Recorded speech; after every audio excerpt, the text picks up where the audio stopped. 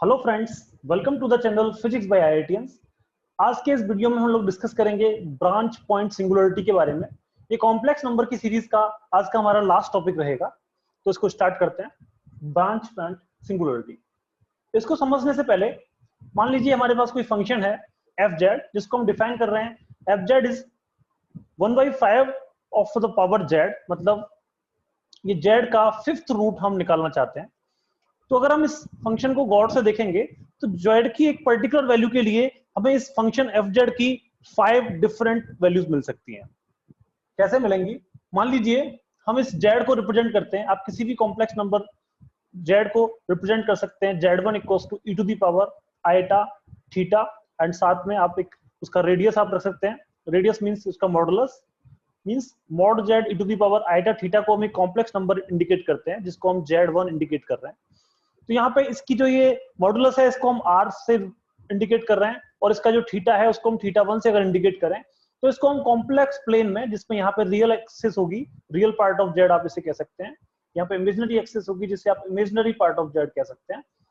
तो इस complex plane में इस जेड वन को हम यहाँ पे इंडिकेट कर सकते हैं, जिसका रियल एक्सिस के साथ में जो एंगल है वो थीटा वन है, और इस ओरिजिन से जो उसकी डिस्टेंस है, उसका जो लेंथ है वो आर वन है। तो अगर हम F Z equals to Z to the power 1/5 से इंडिकेट कर रहे हैं, इसका मतलब हम जेड की सेम वैल्यू के लिए, जेड की सेम वैल्यू के लिए इस फंक्शन की अलग अलग 5 वैल्यूज रख सकते हैं। वो कैसे रखेंगे? मान लीजिए ये हमारा एक कॉन्टोर है सी, तो इस कॉन्टोर के अलोंग हम मूव कर सकते हैं। तो पहला जब हमारा पॉइंट है वो थीटा वन पे है, जब हम एक पूरा 360 एंगल घूम जाएंगे तो ये एंगल जो हमारा है वो थीटा वन प्लस 360 हो जाएगा। सिमिलरली जब हम फिर से मूव करेंगे तो ये थीटा टू प्लस 360 हो जाएगा, एंड सो ऑन। इस तरीके से ये मूव करता रहेगा और हमें 5 अलग अलग वैल्यूज मिल जाएंगी। वो कैसे होगा उसको देखने के लिए आप ऐसे लिख सकते हैं F Z is equal to Z to the power 1/5, और जेड को हम लिख रहे हैं R one E to the power iota theta one to the power 1/5, और इसको आप लिख सकते हैं R one to the power 1/5 into E to the power iota theta 1/5। अब यहाँ पे r1 टू दी पावर 5 तो फिक्स है, क्योंकि हमारा जो वेक्टर होगा, जो ये लेंथ होगी वो फिक्स रहेगी, लेकिन एंगल हमारा चेंज हो रहा है। स्टार्टिंग में हम एंगल को रख रहे हैं थीटा वन, फिर हम एंगल को रख देंगे थीटा वन प्लस 2 पाई, फिर हम रखेंगे थीटा वन प्लस 4 पाई 6 पाई, ये 2 पाई के फैक्टर में इस तरीके से चलते जाएंगे। तो अलग अलग एंगल के लिए हमें फंक्शन की अलग अलग वैल्यू मिलती जाएगी, लेकिन जो जेड पॉइंट है वो फिक्स रहेगा। इसको हम और अच्छे से समझने के लिए ऐसे लिख सकते हैं, एफ जेड हमारा है जेड टू दी पावर 1/5, जिसको हम इस तरीके से लिख रहे हैं। तो इसके अगर हम रूट्स लिखें तो थीटा को हम चेंज कर सकते हैं by 2 pi degree at each circular motion. Means अगर हम यहां से स्टार्ट करके इस डायरेक्शन में जा रहे हैं और एक पूरा सर्कल पूरा करेंगे तो एक 2 पाई का एंगल चेंज होगा। तो इस तरीके से हमारा सेकंड केस हो जाएगा। पहला केस था e to the power iota theta one plus by 5, और दूसरा हो जाएगा theta one plus 2 pi by 5, फिर हो जाएगा theta one plus 4 pi by 5 and so on. तो इस तरीके से हम कहें तो हमने जेड इक्वल्स टू 0 पॉइंट के अबाउट 5 डिफरेंट साइकिल्स पूरी किए हैं, 5 सर्कल्स पूरे किए हैं, और एफ जेड की हमें अलग अलग वैल्यूज मिली है। तो इस पॉइंट को, जिस पॉइंट के अबाउट हमने ये किया है, उस पॉइंट को हम ब्रांच पॉइंट कहते हैं। बेसिकली हम इस एफ जेड फंक्शन को रिप्रेजेंट कर सकते हैं F Z equals to R E to the power iota theta plus 2 के पाई, जिसमें k की वैल्यू हम बार बार चेंज कर रहे हैं और इसकी होल पावर 1/5 कर रहे हैं। k की वैल्यू हमारी स्टार्टिंग में 0 होगी जब हम थीटा रखेंगे, k की वैल्यू 1 हो जाएगी जब हम 2 पाई रखेंगे, एंड सो ऑन। तो k की वैल्यू आपकी 0 से लेके 4 तक वेरी कर सकती है।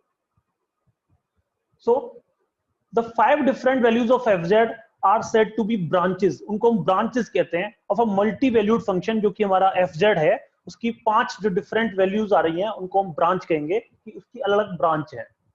और ये ब्रांच के जो एंगल हैं वो कहां पे रेंज कर रहे हैं? स्टार्टिंग में वो एंगल हमारा 0 से 2 पाई के बीच में है, फिर वो 2 पाई से 4 पाई के बीच में है, फिर 4 पाई से 6 पाई, 6 पाई से 8 पाई, एंड 8 पाई से 10 पाई के बीच में। इस तरीके से 5 अलग अलग एंगल की वैल्यूज आ रही हैं। तो जो फर्स्ट इंटरवल है 0 से 2 पाई वाला, जिसमें हमारा एंगल लाई करता है, इसको हम प्रिंसिपल ब्रांच कहते हैं, क्योंकि ये स्टार्टिंग ब्रांच है जिसमें थीटा सबसे छोटा होता है। तो इसकी जो सक्सेसिव ब्रांच आएंगी उसमें हम क्या कर रहे हैं, हर बार हम जेड इक्वल टू 0 पॉइंट के अबाउट मूव कर रहे हैं सर्कल के अराउंड इस तरीके से, और हमारा थीटा चेंज होता जा रहा है। तो ये जो जेड इक्वल टू 0 पॉइंट है इसको हम कहते हैं ब्रांच पॉइंट ऑफ फंक्शन, क्योंकि हम इस पॉइंट के अबाउट ही मूव कर रहे हैं। तो यहाँ पे z इक्वल टू 0 पॉइंट आपका हो जाएगा ब्रांच पॉइंट।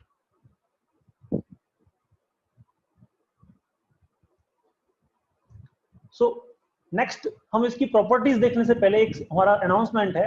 हमारी एक टेस्ट सीरीज चल रही है जिसमें फुल लेंथ टेस्ट है, सब्जेक्टिव टेस्ट है और इनका दोनों का कॉम्बिनेशन भी है। अगर आप इसको ज्वाइन करना चाहते हैं तो डिस्क्रिप्शन में दी गई इस लिंक पे जाके आप क्लिक कर सकते हैं। ये आपकी पेमेंट लिंक है और ये आपकी रजिस्ट्रेशन लिंक है। इसके साथ साथ हमारी एक इंटरव्यू गाइडेंस प्रोग्राम भी चल रहा है जिसके थ्रू आप इंटरव्यू की प्रिपरेशन कर सकते हैं। आपके एमटेक के इंटरव्यूज, एमएससी के इंटरव्यू, पीएचडी, इंटीग्रेटेड पीएचडी और डिफरेंट जॉब के इंटरव्यूज के लिए भी आप उसकी प्रिपरेशन कर सकते हैं। तो उसको ज्वाइन करने के लिए भी आपको डिस्क्रिप्शन में ये जो लिंक दी गई है वहां पे आप क्लिक कर सकते हैं। तो स्टार्ट करते हैं। Characteristics of the branch point. अभी हमने देखा कि जिस पॉइंट के अबाउट हम मूव कर रहे हैं, जिस z इक्वल टू 0 पॉइंट के अबाउट हमारा ये फंक्शन की वैल्यूज हमें अलग अलग मिल रही थी थीटा चेंज करने से, तो इस पॉइंट को हम कहते हैं ब्रांच पॉइंट। इसकी क्या प्रॉपर्टीज हैं? Eight branch point the multi valued function is not differentiable. अगर हम z इक्वल टू 0 पे इसको डिफरेंशिएट करना चाहेंगे तो वो उसका डिफरेंशिएशन एग्जिस्ट नहीं करेगा। साथ में fz जो है वो एनालिटिक भी नहीं होता है उस ब्रांच पॉइंट पे, ना तो एनालिटिक है और ना ही डिफरेंशिएबल है, पहली प्रॉपर्टी। दूसरी property, at branch point the value of the branches of fz are equal. हम देख रहे थे कि इसकी अलग अलग वैल्यूज हो सकती हैं। हमने fz की 5 अलग अलग ब्रांच देखी थी, जिसमें से पहली जो ब्रांच थी जिसमें एंगल हमारा 0 से 2 पाई के बीच में लाई करता है उसको हम प्रिंसिपल ब्रांच कह रहे थे। तो ये अलग अलग जो 5 ब्रांच हैं, लेकिन अगर हम इन ब्रांच को z इक्वल टू 0 पे या फिर जो हमारा ब्रांच पॉइंट है वहां पे कैलकुलेट करेंगे तो ये वैल्यू हमेशा सेम आएगी, इक्वल वैल्यू होगी। तो इनको समझने के लिए हम एक एग्जांपल ले लेते हैं। एग्जांपल है हमारे पास fz equal to square root of z square plus 1। इस z स्क्वायर प्लस 1 को आप लिख सकते हो z plus iota into z minus iota. तो अगर हम f(z) निकालें, इसका डिफरेंशिएशन करें एक बार, तो हम यहाँ पे बाई पार्ट्स रूल लगा सकते हैं। पहले फंक्शन का डिफरेंशिएशन सेकंड फंक्शन को एज इट इज रखेंगे, फिर सेकंड का डिफरेंशिएशन फर्स्ट को एज इट इज रखेंगे। तो बेसिकली इस इक्वेशन को आप लिख सकते हो root of z plus iota into root of z minus iota. तो जब हम z माइनस आइटा का डिफरेंशिएशन करेंगे तो आपके पास आएगा 1/2 square root of z minus iota into z plus iota. और फिर जब हम z प्लस आइटा का डिफरेंशिएशन करेंगे तो आपको मिलेगा 1/2 root z plus iota into z minus iota. तो ये आपके पास होगा डिफरेंशिएशन ऑफ दिस फंक्शन।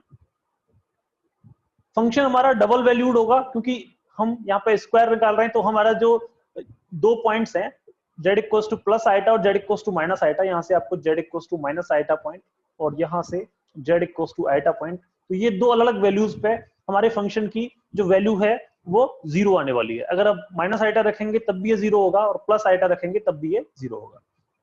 तो फंक्शन जो है वो हमारा डिफरेंशिएबल नहीं होगा इस ब्रांच पॉइंट पे। z equal to plus minus iota में से अगर हम कोई भी वैल्यू लेंगे तो वो ना तो डिफरेंशिएबल होगा और ना ही एनालिटिकल होगा।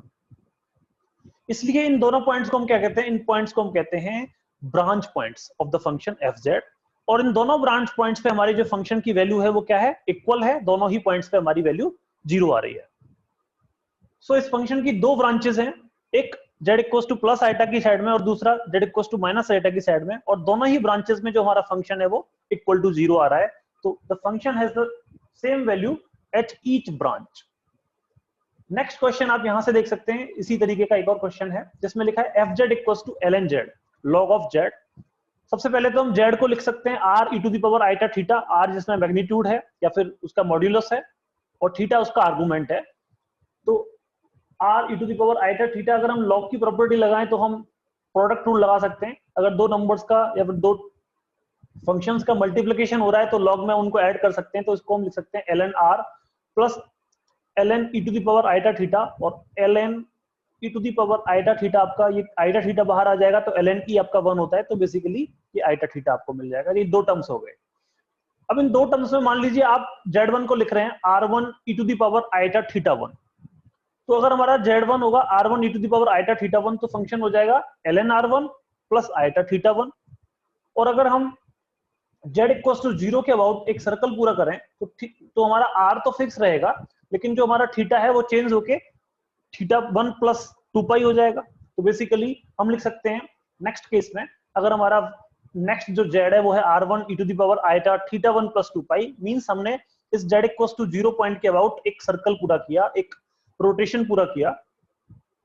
तो फंक्शन की वैल्यू चेंज होगी, r1 तो फिक्स रहेगा लेकिन थीटा आपका चेंज हो जाएगा, तो आपके बाद फंक्शन हो जाएगा आपके पास ln r1 plus iota theta 1 plus 2 pi. तो बेसिकली हम पॉइंट को रोटेट करते जा रहे हैं, रोटेट करने से पॉइंट तो चेंज नहीं होगा, ये आपका एग्जैक्टली z1 के बराबर होगा, क्योंकि थीटा 1 प्लस 2 पाई आपका एक्चुअल में थीटा 1 ही है। अगर आप देखेंगे cos थीटा प्लस 2 पाई आप करेंगे तो cos थीटा ही आएगा। सिमिलरली sin थीटा प्लस 2 पाई करेंगे तो ये आपके पास sin थीटा ही आ जाएगा। इसका मतलब अगर मैं लिखता हूं e to the power iota theta, तो ये होता है हमारे पास cos theta plus iota sin theta. अब इसमें थीटा को अगर मैं थीटा प्लस 2 पाई करूंगा तो एज इट इज सेम रहने वाला है। तो हमारा जो कॉम्प्लेक्स नंबर है वो तो सेम है, आपका एंगल चेंज हो रहा है लेकिन कॉम्प्लेक्स नंबर की वैल्यू चेंज नहीं हो रही है। लेकिन उसका ये एंगल चेंज होने से फंक्शन चेंज हो रहा है। फंक्शन हमारा z की सेम वैल्यू के लिए अलग अलग आ रहा है जब हम एक सक्सेसिव रोटेशंस कर रहे हैं। जब ये z1 है फिर दोबारा से रोटेट करके आए तो अभी भी ये z1 ही होगा लेकिन एंगल हम चेंज कर रहे हैं, तो फंक्शन हमारा चेंज हो रहा है। नेक्स्ट रोटेशन करेंगे तो ये 2 पाई की जगह पे 4 पाई हो जाएगा, फिर रोटेशन करेंगे तो 6 पाई 8 पाई, इस तरीके से कंटिन्यूअसली चेंज होता जाएगा। तो डिफरेंट रोटेशंस के लिए आपको फंक्शन की डिफरेंट वैल्यूज मिलती जाएंगी, डिफरेंट ब्रांचेस मिलती जाएंगी। तो बेसिकली इस function fz equals to ln z की कितनी ब्रांच है? इनफाइनाइट ब्रांचेस होंगी।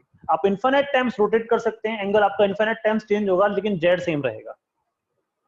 So it has a infinite valued function. इसको हम इनफाइनाइट वैल्यूड फंक्शन कह रहे हैं क्योंकि इसकी इनफाइनाइट ब्रांचेस हैं, और हर ब्रांच किस फंक्शन के अबाउट हम देख रहे हैं? z इक्वल्स टू 0 के अबाउट। तो हमारा जो ब्रांच पॉइंट होगा वो z इक्वल्स टू 0 होगा, जिस पे ये फंक्शन ना तो डिफरेंशिएबल होगा और ना ही एनालिटिकल होगा। तो इस तरीके से हम ये ब्रांच पॉइंट डिसकंटिन्यूटीज को चेक कर सकते हैं किसी भी कॉम्प्लेक्स नंबर के लिए। आज के इस वीडियो में इतना ही था। अगर आपको ये वीडियो अच्छा लगा है तो इसको लाइक कीजिए, शेयर कीजिए और हमारे चैनल को सब्सक्राइब कीजिए। अगर आप हमारी टेस्ट सीरीज ज्वाइन करना चाहते हैं या फिर हमारा इंटरव्यू गाइडेंस प्रोग्राम ज्वाइन करना चाहते हैं तो आप डिस्क्रिप्शन में दी गई इस पेमेंट लिंक पर जाके क्लिक कर सकते हैं। हमारा एक टेलीग्राम चैनल है जिसपे जाके आप डेली क्विजेस को अटेंड कर सकते हैं और हम जो रिसर्च आर्टिकल्स डालते हैं उनको भी पढ़ सकते हैं। Thank you.